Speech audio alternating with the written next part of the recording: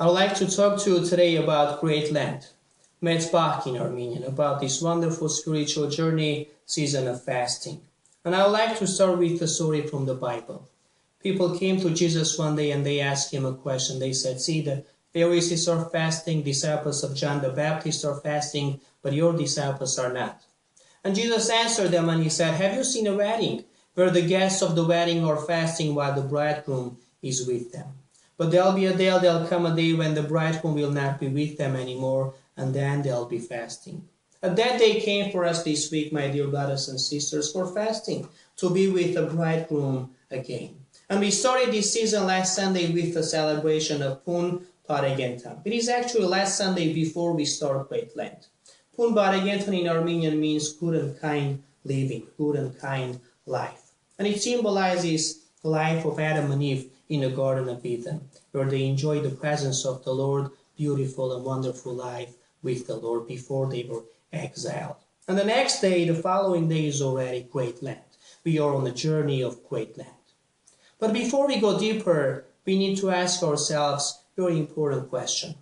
Why do I need to do this? What is the importance of Great Lent today for me? What is the importance of fasting today for my spiritual life? See, many people are fasting because of their faith, because of their faith tradition, because of their religion. But if you think about it, it is not only theology, not only faith tradition, but it lays deep in our nature, in our physical nature. See, sometimes when you go to the doctor, they'll put you on a diet. They'll ask you not to have this or that product, not to eat this or that product. Sometimes animals, when they eat something wrong 2 or 3 days after that, they won't eat anything to let their physical nature to recover. And people understood many years ago they need this fasting in their spiritual life too. They need to stop at some point in their life from whatever they are doing every day and to think about their life, to reflect on their life and maybe make some changes in their life. And they understood that if you really want this change in your life, if you really desire something, ask something from the Lord, they would pray about it. They would go on a pilgrimage for that, and they would be fasting for it. And all of this fasting and reflection would bring them to a new level of spiritual reality, new level of faith, new level of believing. All of this is one step forward, closer to the Lord. One step forward, getting to know Lord in your life, getting to know Christ in your life. And all of us, we want that one step closer. And all of us, we want that one step forward.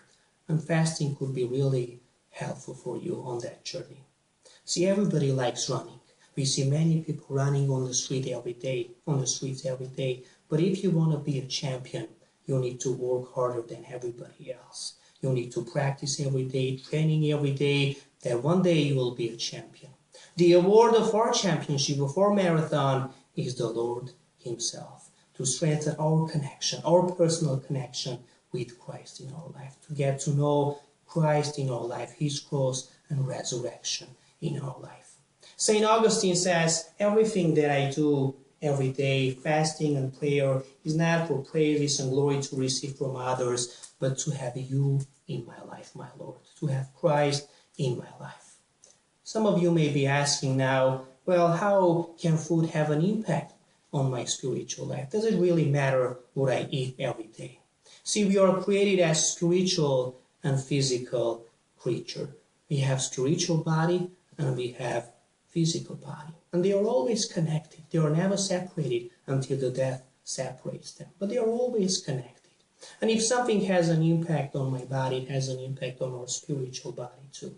And if something has an impact on our spiritual body, it reflects on our physical body too, because they are always connected.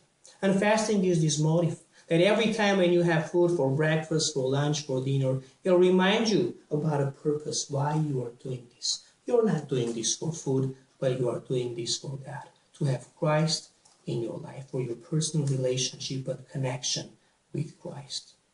The Lord is calling all of us today, return to me with prayer and fasting.